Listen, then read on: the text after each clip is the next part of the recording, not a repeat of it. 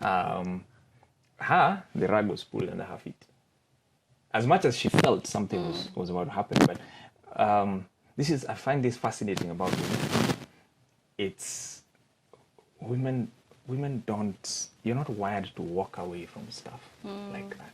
Yeah. Not that easily. Yeah.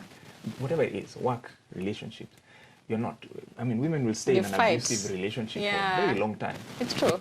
You get? Yeah. I think it's a power, back to the superpower thing, but it's a power that can be misused if you're not using it the right way. Yeah. Right? Yeah. I think most marriages survive because of the woman. Yeah. Right? Because she's willing to take it until the day the man wakes up when he's 55 is when he's like, I have been doing it all wrong. Now I am going to be a great husband. You know, and then the woman is like, oh, my husband, I always knew you could be a good husband for the last 23 years. Come, you get? Oh my God. You hear stories like that. You do. But it shouldn't be like that. So I left. Oh, you actually said and left. Okay. Hey, lakini Alex. Nakwanga kichwa ngumu kidogo. If I have made a decision, that's it. Yeah. Like you took your bags and left. I did. Where were the girls?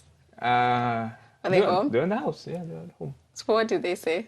Or they just didn't know where you're going? No, I even had a plan for that. Okay. Yeah, so we managed it. Okay. Yeah. But because this is a story about a working mom. Yeah. She's still working, so she's dealing with this man who has said he's walking away, but the next day she still has to wake up and go to work. Yeah. Right.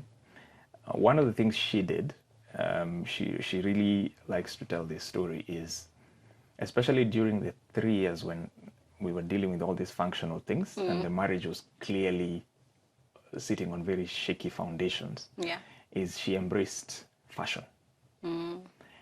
Vera would step out of that house looking like $1 million. And that became her little comfort, like her, you get, it was her thing.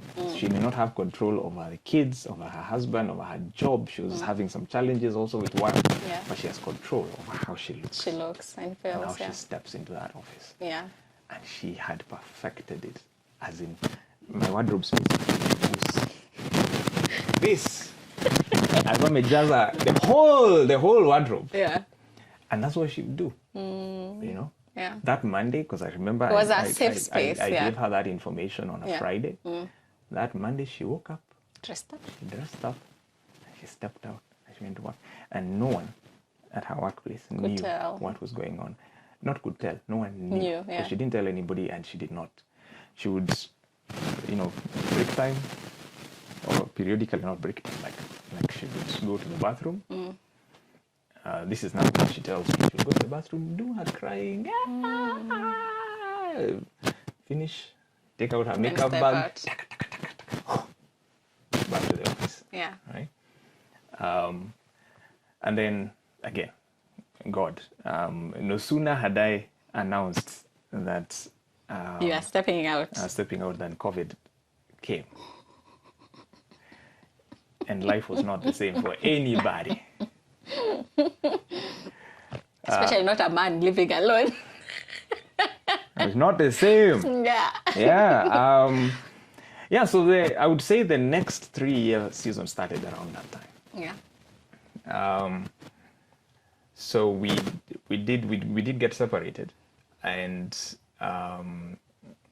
we were separated for like 6 months. Yeah. Right. So during COVID, we were not together. I would come and go. And see the children, yeah. Yeah, and all that.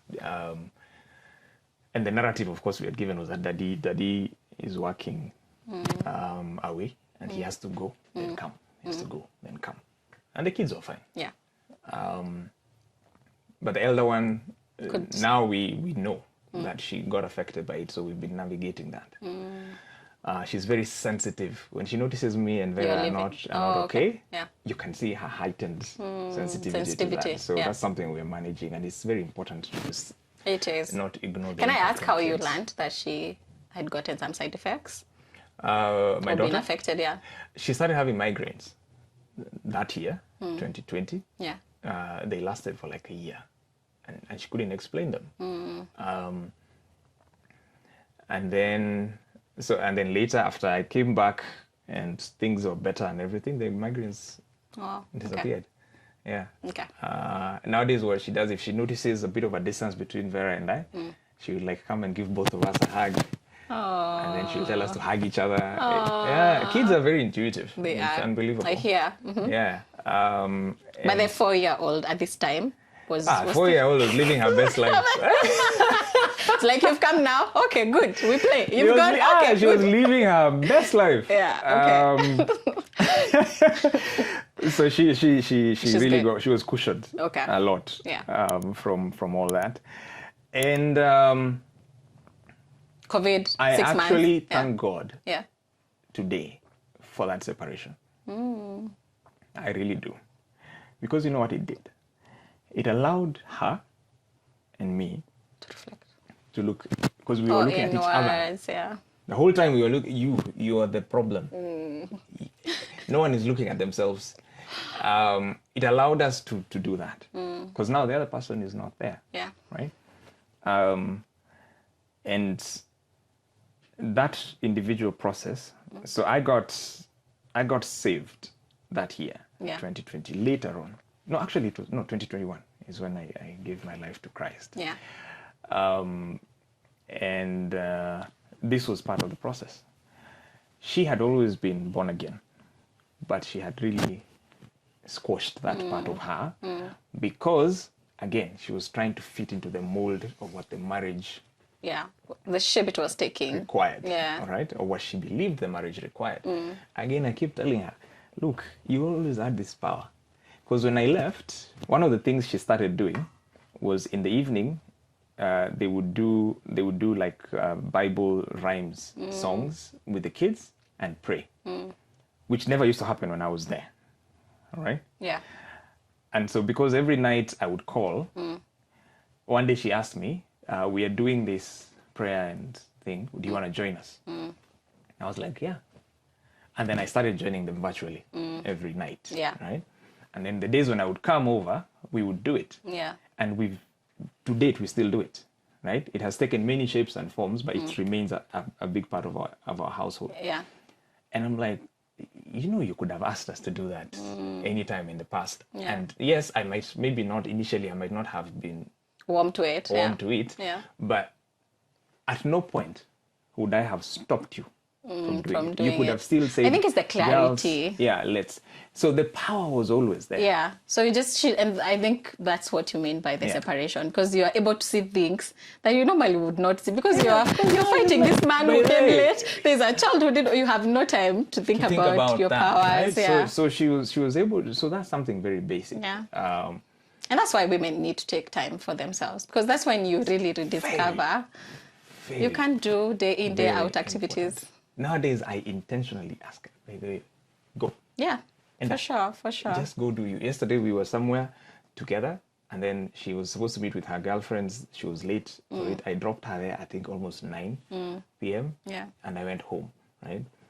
And for me, it was like, it's 9 p.m. And for you, you've come to a place where it's a priority now. You can actually go. In the past, if it would be 9 p.m., the mindset I know she used to have would have been, what kind of a... woman, wife, mother, am I... It's a Friday night, I'm leaving my husband to go home. I go hang with the girls. You get, like, she never it would never register, You see, so she wouldn't have in the past. Now she can do that, and I'm also grown enough to support that. Yeah. Because she will go, those 2 hours she will spend with her friends. It'll be a whole week of a relaxed woman and a happy person. And now I know when I go back to the house, even if she did not know I was going to talk about her in a nini like this, she'd be like, well, but she'll be fine. Yeah. Why? Because she's good. Yeah, for sure. She's good. Yeah. Like, you have to take care of yourself. Yeah, it's true. And so those 6 months, she did a lot of that. Right? She figured out things that were outside just dressing up and leaving the house. That's the external, right? So she went back inside. She started therapy that year. She started, voraciously consuming biblical content, right? She actively went back to church. Yeah. So guess what I was doing during What this were you time? doing? I was observing. Oh, you are not looking inside as well? I was, as much as I was looking inside, but I was also observing her. Yeah. Right? Yeah. So every time I would come home, because I would come home like twice a week. Yeah. I would find this interesting, Different something new woman. will have happened, right? And I'm like, what's that? Yeah. But of course, I don't feel, because I'm curious, but in my pride, I'm not going to ask. Yeah. But I observe it. I see it. I see something. You know, she has this big notebook. There's a lot of things written in it. Yeah. You know, what is she writing? I don't know what she's writing, but it's interesting that she's doing that. Right? Yeah. Gospel music became a big part of that household. I remember Sunday mornings. She would take the speaker and just put it in the kitchen, and then she started making pancakes on Sunday mornings, which never used to happen before. When you were there. Where are these pancakes? And she makes delicious pancakes. Yeah. And so she would be doing her pancakes with this gospel music. So a lot of my gospel music, I actually learned it. So I would be asleep, and I'm hearing this gospel music. That's how I started consuming it. And I remember back in my little bachelor pad, waking up one morning and saying, let me try this. Let me try this hill song. It's nice. There was one. I actually chatted her. I was like, "There's a song you played yesterday. It had words like this. Which song was that?" Yeah. So she sent it to me. Yeah. I put it on the TV and I played it. And let me tell you, Lucy, after that day, I used to listen to that song every single morning. It's called Hosanna. Oh. I used to sing it every single morning, right? Yeah. So again, God is doing His thing. Don't go through. And who's influencing all this? Your wife. Yeah. You get. Yeah. Do you think she was doing it intentionally, or even her God was just... Okay. Most of this, she wasn't even aware that they were impacting me. Because when I would come, I would have... My attitude would still be up. Same. You know, we're not... You're a man. I'm here because of the kids. Right? And then she would be kinder. This is another big thing that has really manifested in this new season of our marriage. Yeah. She's become very kind. And I always knew she was a kind person. Yeah. But because of the circumstances of life, I think she had felt the need to protect herself. Yeah. And actually, she tells me, she says that she used to feel like she couldn't demonstrate weakness in the marriage because she did not feel that weakness was allowed, right? So she had to come out stronger. And then because of my personality as well, she also felt like the only way he's going to hear me, because remember those compromises I made from 2017 onwards were because she came out stronger. Okay. Right? Yeah. So you have to come out even more stronger. Like I have to, nowadays there's this, we call it masculine energy. Yeah. And what she says, and I agree with her, is masculine energy is not her natural energy. Yeah. She's a feminine person. She's a soft person at heart, right? But over time, and it wasn't even just during the marriage, even before, she had to create this masculine energy. Okay. Which is work. Which is a lot of work. It's very tiring. You get, it's very tiring to have to do something because it's survival. It is survival, right? Actually, yeah. But that masculine energy was required of her at work. It was required of her at home. At home. You see. Yeah. And if you think about it, work and home is where you spend the majority of the time. For sure. Right? So she had nurtured it. So me, I knew that. That's the energy you knew. I don't remember before 2020. I don't remember seeing Vera cry. Like actually shed tears. Now she cries at least thrice a week. I don't remember seeing her cry. Yeah. You see, I'm serious, by the way. It's just, she cries for everything. She'll be telling me a story and then, I'm like, why are we crying? But it's her essence. And by the way, at a Leah, and then it will be out, and then this ball of person comes out of it, right? Yeah. Meanwhile, I'm still there baffled. Like, so why are we crying? But I could see it. So she became very kind. Yeah. Because she found and that soft, and tapped into it again. And guess what? That kindness actually softened me. Why? Because my mother, one of the strongest women I know, and who I, of course, like most men, love dearly. Yeah, I know. You spend quite some time with your mom. Is the softest person Yeah. and kindest person you will ever meet. But she's not weak. She seems to have figured out that balance, yeah. Right? Because my dad also is like me. He has a personality. But my mom figured out how to poesha him. Right? I love it. So when she talks, he shuts up. Yeah. Right? And then she will say everything he wanted to say with better words. Yeah. So when it comes to his turn to talk, we always make fun of this. Yeah. He'll always say, "Amesema yote." Nice. You get? And so it's not that that is needed. In fact, most men respond very well to kindness, to softness. Yeah. We may not show it to you the first time or the second time, but guess what? Something it's stays. tweaking something. Yeah. Something stays. Yeah. Right? And so she was very kind. So me, I would come. I would still have my negative attitude, but then she'd be kind. Oh, would you like some pancakes? Oh. Are you enjoying your pancakes? Oh, I tried this thing with syrup. Yeah. Nowadays, she's very good at making syrup. Yeah. I tried this syrup, and I would have it. I'm like, oh, that's nice. That tastes good. Okay, can I make you some tea? Like, it would just be small things like those, right? Yeah. And over time, it started endearing me to her. So I told you this could go on and on forever. I love it. But what happened eventually is I also started on my own journey. I went into therapy as well. Again, what did you think of therapy before that? Let me tell you the power of the woman. Yeah. The therapist I went to was her therapist. Because she convinced you? Or? No, because yeah.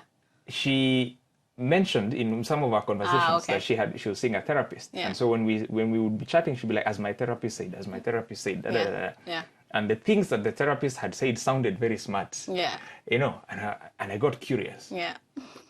And so one day I just told her, you know what, I think I'll try a session with this lady. Yeah. So she gave me the number. I'll never forget that phone call. I was walking somewhere in Karen. Yeah. I love Karen, so I was walking, just taking a walk. Yeah. And I called. I was like, "Hi, this is Alex. I got your number from Vera." And this whole time you're just waiting for her to say something you wouldn't like, so that you can be like, oh, yeah, I know. My first session, if you were to ask her, she will tell you. My first session. You are looking for. I was like, so you've been meeting with my wife.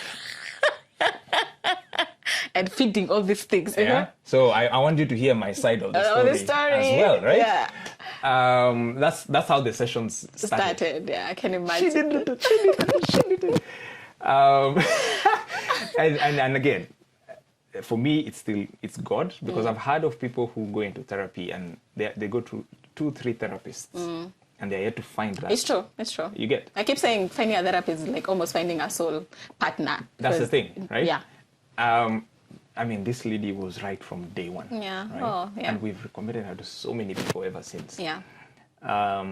So she was patient. She sat there. Nikamwambia maneno. I think that first session was 3 hours. Yeah.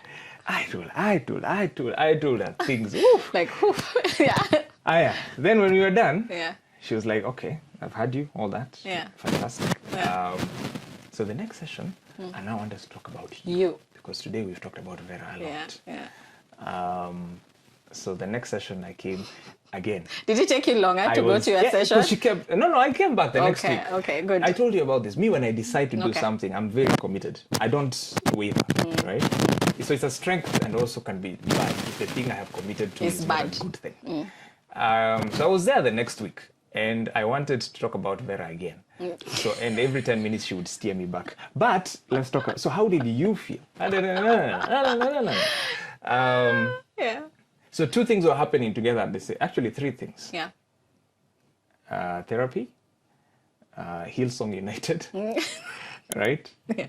And Vera's kindness at home. Yeah.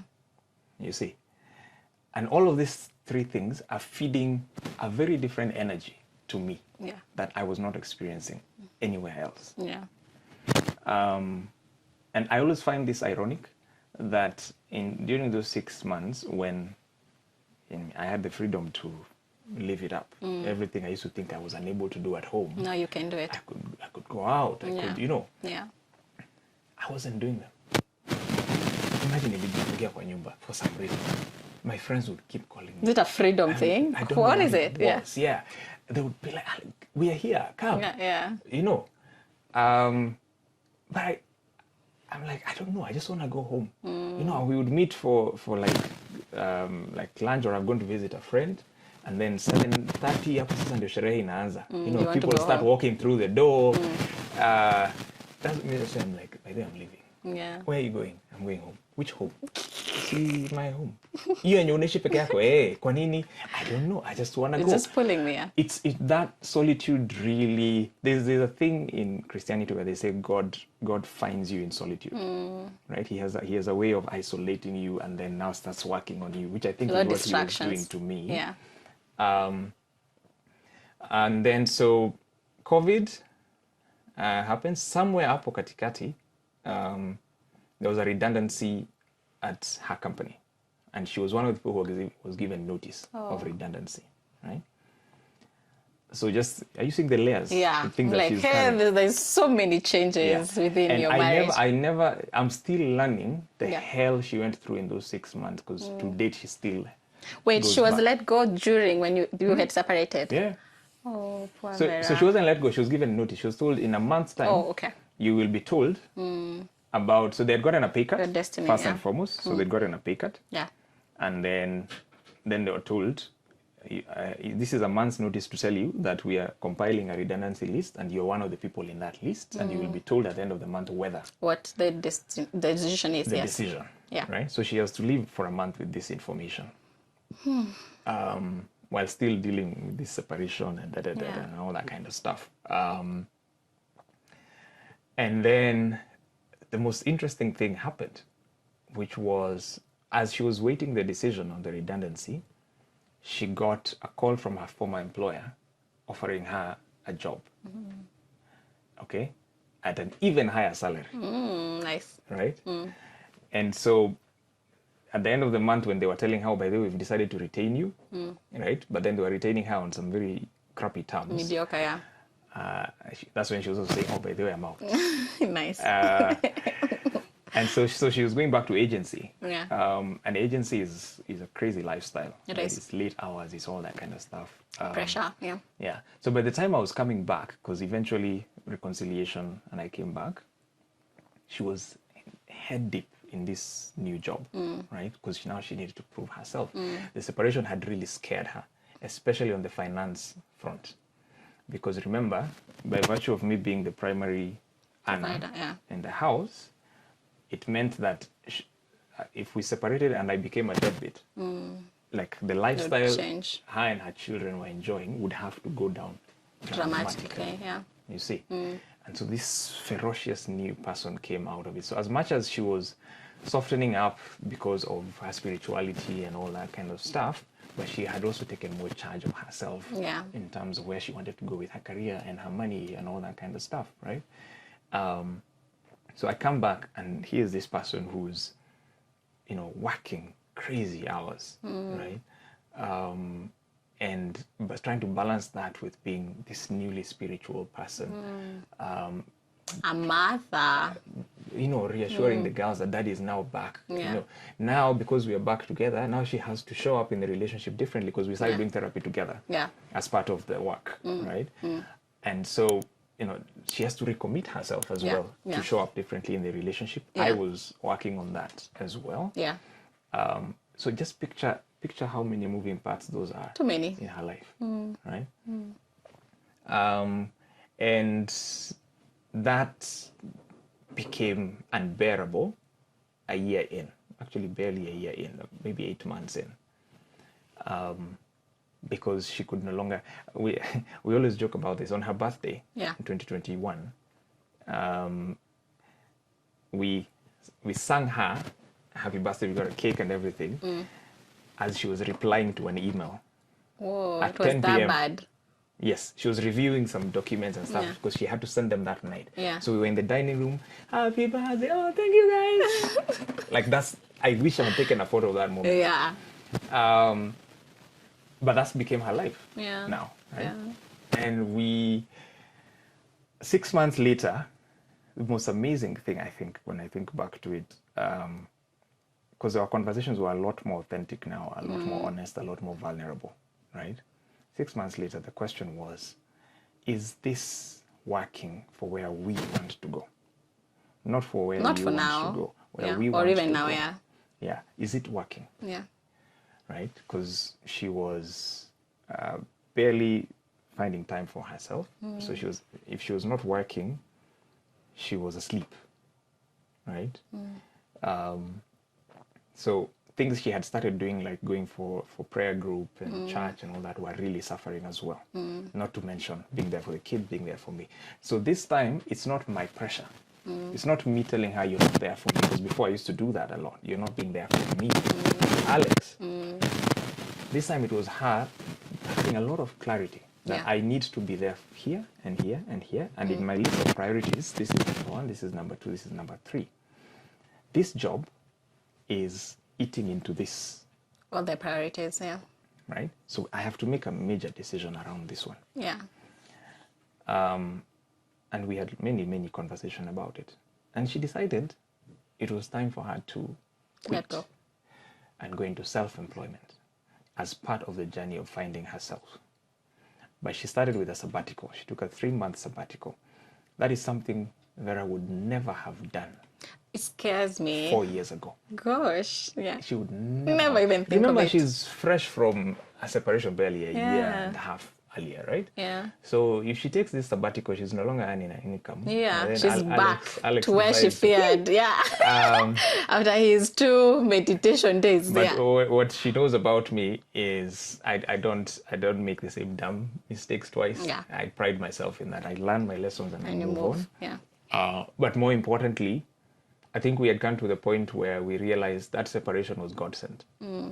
And so it was no longer a place of fear. It was a place of gratitude. Yeah. You see? I see it. And so she took the sabbatical.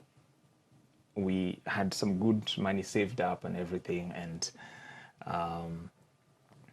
it was okay. So money-wise, it was not a problem. Okay, yeah. And this time, our money approach was totally different. We were pulling money and deciding what to do with it. And there was, interestingly, the issues we used to have before are not there anymore. Life has slapped you a bit. You have a bit more perspective. You get. Yeah. And then, so she took 3 months. During those 3 months, she discovered interior design. She had always been into fashion, but for some reason, as much as she tried it, it didn't click. But she discovered interior design. So it started with our home. And she redid our home, and we all loved it. And everybody who would come would ask, who did this for you? Yeah. And she'd be like, I did it. Yeah. So can you help me? So she started doing it for other people. Nice. We're now 2 years in. She's still an interior designer, I love solopreneur, right? I love it. As recently as yesterday, she still says how much she enjoys and loves doing that. We are back to me being bringing in the big money, which was the case when we started. When you started, yeah. Right? But the difference now is my big money is not equal to my voice. Nice. Yeah. She still has the voice because she found it, but she found it not in things, not in external, not in how she looks or how much money she earns. She found it inside herself, of her. Yeah. The understanding that she's worthy as Vera. Yeah. Regardless of what Alex says, what her dad says, or what media, her boss says, or friends, whatever, she is worthy as Vera. Yeah. And so she comes to the table as Vera, but that's the Vera that I fell in love with as well. So I'm also rediscovering, you see. Yeah. And so, I mean, all I can say is God is gracious, because now she can confidently say she's enjoying being a working mom. And maybe she would add there and say working mom and wife. Yeah. You see, because those things are no longer competing with each other. They are adding to each other. Like a symphony. Yeah. You get? Yeah. They are all just playing into each other. Lovely. Yeah, so yeah, when you host your session, I am so thinking how she needs to come, because and then I can see myself in her quite a lot. Oh, really? Yeah, the fashion side, the interior side, I love it. So before we close, because I think we've already used the 1 hour, our 1 hour. I am so sorry. I'm a storyteller. No, I love it. Love it. No, I love it. We can even do another episode, but just quickly, just what do you think? I know you've spoken about how now you speak about, you talk to your daughters about money, but what do you think is the role of a father, especially now in our day and age? Yeah. To the wife, maybe to the wife and to the children, or we've done wife quite a bit. I think we've done so wife. let's do children. We've done wife. It's like you've got to be a team. Right? Yeah. That's just for the marriage part. You've got to be a team. And you've got to, this person, their opinion and their perception and their feelings and their weaknesses, everything that they come with needs to be the most important thing to you as the spouse. That's my opinion now. It doesn't matter whether I like it or dislike it or it irritates me or whatever it is, but it's important. Yeah. So I have to take it and not turn it into a reason to not value you or to honor you, but I have to take it and say, this is who this person is, right? And if it's work that she needs to do, that's not for me to fix. It's for her to do, right? Yeah. The only job I have is to communicate the impact on me that quality has. You see? So I just need to articulate. Yeah. I need this, and this aspect of you is affecting that need that I have. Yeah. So, but I'm not gonna. It's not my job for you to fix that, right? As long as I've communicated, I'm good. That's your job. Yeah. And it's a very tough thing to do in marriage, because some of the things that the weaknesses that we have manifest on a daily basis. You see. So that means every day. I have to deal every hour. Every I'm single communicating day. your bad choices to how they're affecting me. You get? No, I get it. Yeah. So that makes it very, very hard. Yeah. And if it was a one-off, it calls for a lot of self-regulation and self-reflection. Wisdom, yeah. Because if you're living your life reacting, and this doesn't even just apply to the marriage as a relationship, it's work relationships, it's everything. Yeah. You cannot live your life in a reactionary mode. That's why, for instance, it's very important every single day to have those moments with yourself. To ask, to go back to Lucy. Yeah. And how is Lucy? You know, for sure. What's making Lucy okay or not okay? Or even react. Yes, right? What are the things that have happened to Lucy today? Where did Lucy do well? Where did Lucy not do well? Sure. Or in the morning. Me, I do mine in the morning. I do mine in the evening. Mine in the morning, because the reason I like to do mine in the morning is because it's almost like I set the tone of what for I the want day. my So you day think to about the previous day. Yes. So I will be like, this is what happened yesterday. Okay. Here's what we're going for today. If she does this today, again, here's how I am going to show up in a healthy way for it. Yeah. So I am already prepared for it happening. So when it happens, it doesn't catch me by surprise because I already know it. It happened yesterday and the day before. Yeah. But I choose to show up to take a different, in a healthy way. That helps a lot. Okay. And sometimes every day, hey Lucy, you have to wake up and you're like, okay. We are at it again. Let's go. Yeah, right? yeah. And it can get very tiring. But you get help. Therapy, whatever it is you need, just do it. Have people you can talk to. Yeah. Have sources of joy.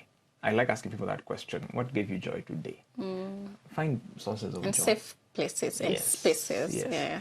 Yeah. So that's the marriage side. Yeah. In terms of the role of a father, I mean, you've hosted my good friend Philbert before. He's my maestro on that front. Oh, really? I meet with him every once in a while to just be like, okay, now tell me about this. Give me the tips for the next quarter. Now he has a daughter. He's only had boys, right? Yeah.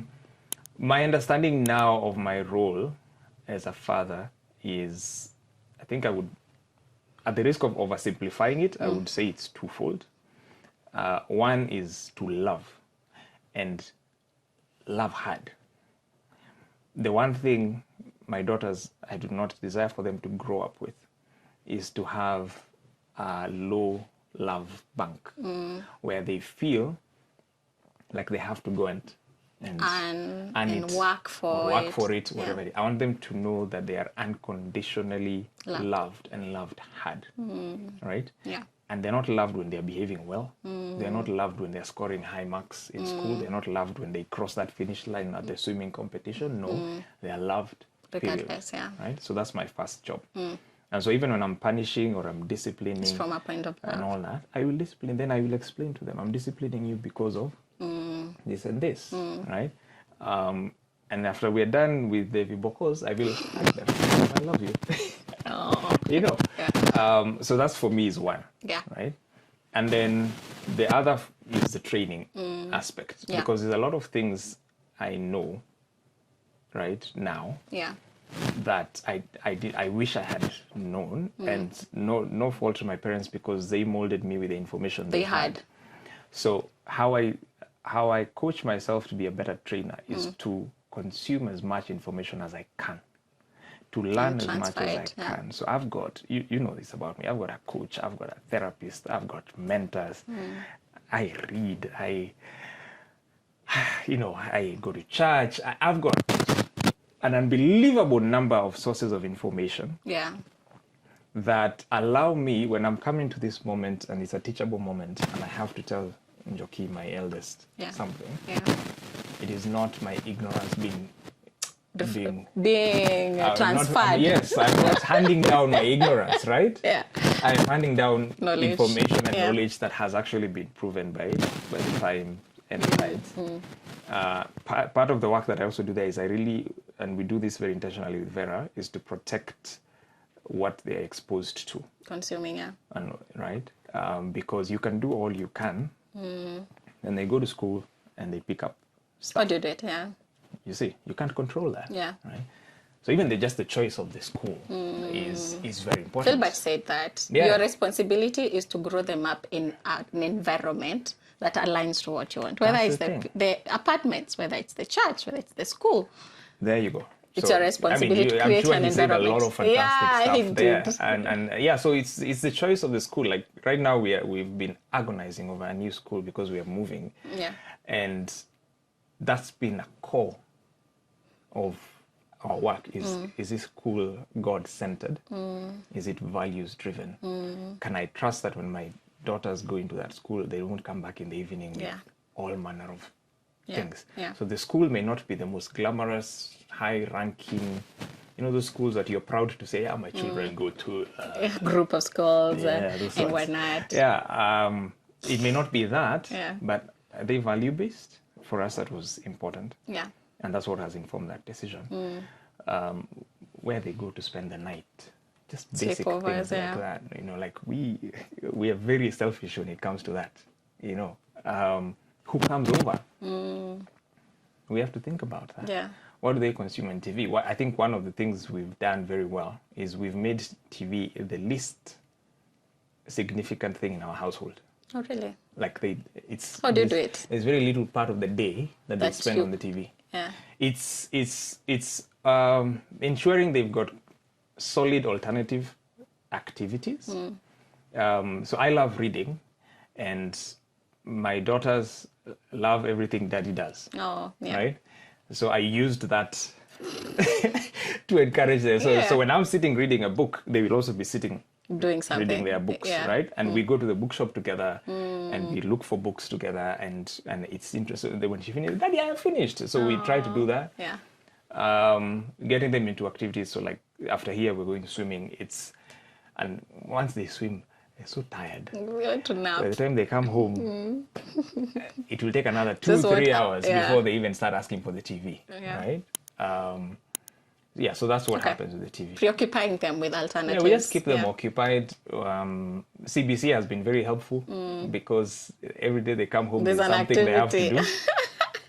So I think that's the role. It's love them hard and unconditionally and train them to your level best. Be very intentional about training. Do not let any learning moment go by without you attending to it. Because they won't And that's why presence is very important. I see what you mean. Don't be out there doing all these things. Or postpone talking to them about something that happened. Because you're too tired. Yeah. You know, I'm not like... Gosh, I do that a lot. I will deal with it tomorrow. That's the worst thing you can do as a parent. But you know, you've told me that even in career, it's like when a problem happens, handle it right there and then. Tomorrow will have its own. And then otherwise you will layer. Yeah. Right? Tomorrow she'll come home with a new issue. Yeah. And you haven't attended to yesterday's issue. And also the teamwork with and then now when you're correcting them, now it feels like an attack. Because it's like you've been building on all these things. So for me, I correct in the moment. And it's small things. Like I obsess over lights and people leaving lights on in the house. I find it very wasteful. Yeah. And if I see a light, we're dealing with it right now. We're not going to sit in the evening and say, now, people, today we have been leaving lights on. No. Who left that light? Come here. You get? Yeah. So you deal with it in the moment. If it's things like neatness, right? You've just eaten a biscuit. Yeah. You've left the wrapper there. The crumbles there, and went. That moment, I've seen it. Yeah. Who? There's a voice. They just know, oh, God, someone did something. And because we speak the same language with Vera on parenting, it means that the training is coming from both sides. There's no bad cop and good cop. No. Okay. I can be a bad cop and I can be a good cop. And she can be a bad cop and she can be a whatever good the cop. situation needs. She tends to be more tougher than me. Okay. Because her lines, even with me, you have to... I think it's by default that the mother takes that. She's a bit more of the disciplinarian than I am, but I try to lift my weight to make sure that I'm not, just entertaining. So that's what I would say about Okay. As we close, I'm very interested to know, what do you think your daughters would say about you, about their dad? Is it even different for both of them? Of course it is, because they are two different personalities. Yeah, they're different. They're very, very different. Yeah. So... Or what would you wish them to look back and say? I was actually going to say that. I feel like I should answer what I would want them to say about me, because it's what I try to be every single day. Yeah. I want them to say that my dad loved me. That's very important to me. Like, my dad loved me a lot. I want them to say, and I'm so thankful that despite everything that has happened with Vera, they still say this. You're a good husband. They say, I want them to say, my dad loved my mom. The other day, my daughter, firstborn, found me watching a video on YouTube. Yeah. And it was making marriage work or something like that, right? Did she make fun of it? And then she comes, and then so she reads it, then she's like, Dad, are you struggling? Yeah. I told her she's very sensitive to that stuff. Yeah. And I tell her, because I want to learn how to make marriage work. Yeah. And then she goes, but your marriage is working. Is it not working? Yeah. No, she said, but your marriage is working. And I was like, yeah, it is, but I want it to be better, right? For me, that was a teachable moment there. Yeah. You see? Actually, I think that's also very important, to look for those teachable moments. And they will only come when you're spending time there. If you're there, if you're not just spending time, because you can spend. Unaweza kuwa hapo unaenda kwenye place ya nyama, wanaenda wanacheza pale, wewe unakula nyama, una watch game ya Arsenal. That's different. Yeah. That's spending time, but you're not really there, right? No, you've got to be there. I get it. Doing whatever silliness they're doing. And this is even more important, your mind, you may not, they could be playing hapo chini, and maybe you're sitting here going through social media, whatever it is, but your mind is actually there. You actually have the capacity that if she comes and says, Daddy, let me show you this, you can put your phone down and actually look at it and engage. Yeah. Because right there is the moment. That's where the teachable moment is, right? Yeah. And if you miss it, I'm sorry, man. Now you'll have to force issues, and even their mind is not ready for it. Whatnot. So I want them to say that I loved them. I want them to say that I loved their mom. And I want them to say that I was just great to have around. Okay. Yeah. That's. I don't want them to ever. This thing where children, like, we see with ourselves. Like, growing up, I see my parents. I mean, we really try with my siblings, but we still get to see them like 3-4 times a year because they're far, right? I talk to my mom a lot, for instance. But I wish there was more. I want when they're grown, we actually intentionally doing family traditions now that we would want to retain even when they're older. When they're older. You get? I see it, yeah. Yeah. So like we host a family monthly potluck. What is that? With my siblings. So potluck basically means everyone cooks something in their house and brings it over. Yeah. And we spend the day together for no reason. We just came to eat. Yeah. So we go around, we are 4 siblings, so we go around everyone's household. So what that does for us is once a month, because this happens with siblings. You can go 3-4 months. It happens, yeah. You get. So, but then what we're also doing with the kids is I want it to become a tradition for them as well, so that even when they're grown and they've got their own children and their own lives, once a month, I still want people to come together to do that potluck. You see? Yeah. And those memories, I feel, will go a long way in even transferring of values. Because as you're hanging out together, the kids are observing, oh, it's really you know what hard. Philbert called it? I think I'll be doing that for every episode, referencing what he said. He called it inheritance. Because we think of inheritance in monetary value, but he was like, no, it's the education, it's the traditions, it's the values that you pass to that person, which they can pass to the other generation. That's what I'm talking about. I'm like, that is so powerful. Yeah. We do a weekly movie night. Yeah. I learned that from a mentor of mine a few years ago. Yeah. And if I can, for as long as I can, you'll do it. I want to be doing a weekly movie night. At Wakenda campus, I want them to come back on Saturday. They will not. We do the movie but maybe night. they will. Who knows? That's what I'm saying. I'm not sure it will work, but maybe we'll have to compromise and say, okay, let's make change it once a few month. things. Yeah. You know. Yeah. But I love it because we get to select a movie together. Yeah. And we're also using the movies to teach. Because we then get the good movies. And after the movie is over, there will be interesting conversations. Yeah, and as they've gotten older, the nature of we've been doing that for the last 4 years. Conversations, yeah. The deeper the conversations. So those family norms, I want them to have great memories of those. And so I want them to want to come back. I want them to want it. Okay, yeah, they need to want. I want them to want it. Not Okay. for me to be, kujeni yake mtuani, hatujaona miezi miwili. I want them to. There's value in them coming. Yes. They want to come. All right. Yeah. Oh, this was something. This was something. This was Are you fun. coming back? Guy, Are you I'm sorry. I don't know what I have said here that could be. Why?